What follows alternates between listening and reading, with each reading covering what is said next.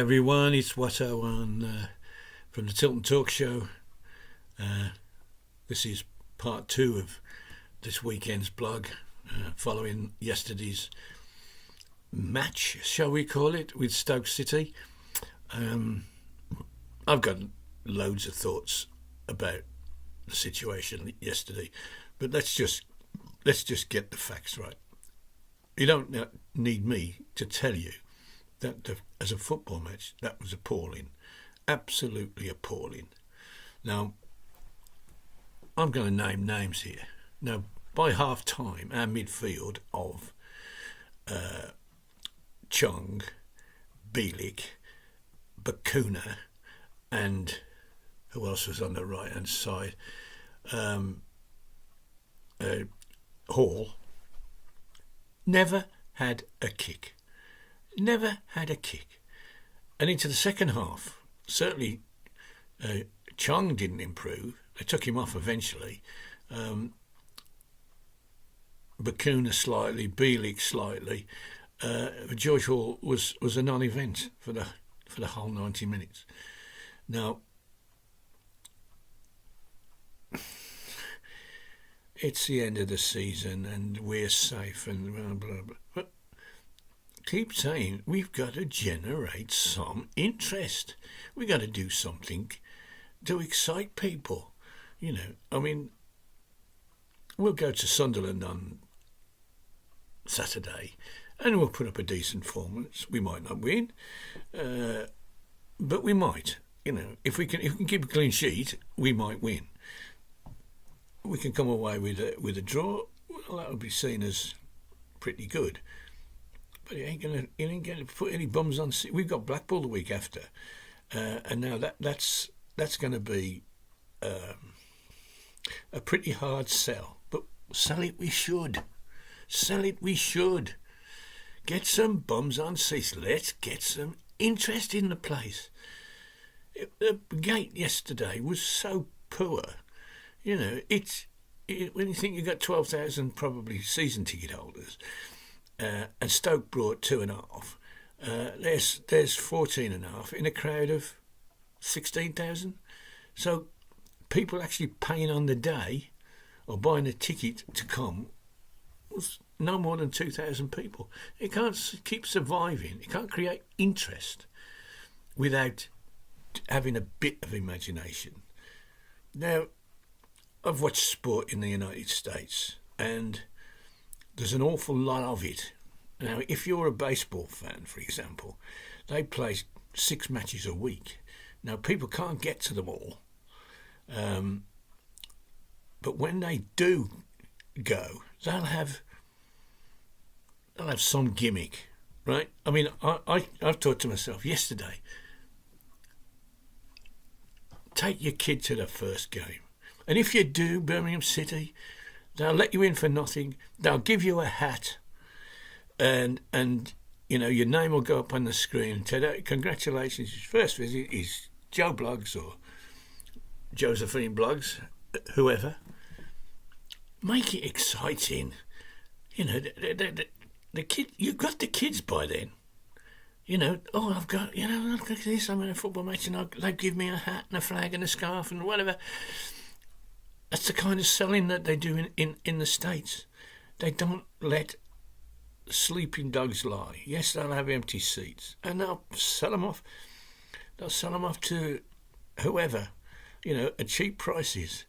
I went to one game in San Francisco, and they gave me a certificate. Is this your first time here, sir? Yes, sir.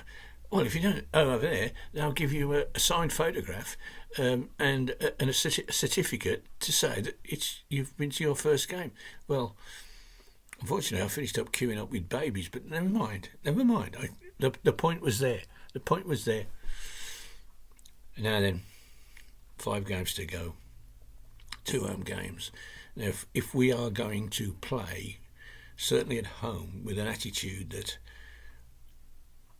of total safety, which is what we did yesterday, full marks to the back four, they were tremendous. They were under virtually constant pressure from high ball. The the pitch and the wind made it so that it was never going to be a football match of any quality. But it was a battle, and certainly our guys at the back won that battle. Goalkeeper John Ruddy made one magnificent save, which got us a point.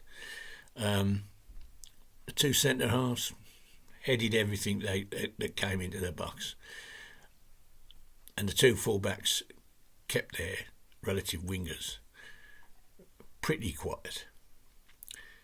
Now, the front six, contribution nil. Apart from Dukey, as usual, slogged his guts out, never had a sight of goal in 90 minutes. Cadra, the bloke marking him, had him so tied up in his pocket. I mean, you could see the ball sticking out of the back. He was just ineffective. Now, why? Why suddenly is this man, who is exciting player, he's got pace, he's got this, that and the other, suddenly becomes a non-entity? It doesn't make any sense at all. And we got to change that. Yes, we're safe, are we? If you think we're safe, then we'll go out there and entertain people. Entertain them. And if we get beat 3-2 by Blackpool, so be it. Who cares? If we're safe. But of course we can't do that to Blackpool, because if Blackpool beats us 3-2, then the old squeaky bum time starts again. So we cannot afford to lose to Blackpool. Now, are we going to be expected to sit and watch another game like yesterday? And what happens when Sheffield United come? Do they need points for promotion? I suspect they won't. And I'm sure that by that time we will be unbridled with relegation threats. And we're going to have a football match. Are we going to be entertained? Last match of the season, come on, let's give it a go. I don't think we are. And the reason that is the manager, and again, big fan, no criticism, the manager wants to make sure that we are as hard to beat as possible. No gripes about that. But if we're going to continue for another season with our leading scorer with 10 goals, other strikers with less than 6 each, we ain't going anywhere. And we must find a way to score more than one goal a game. Okay.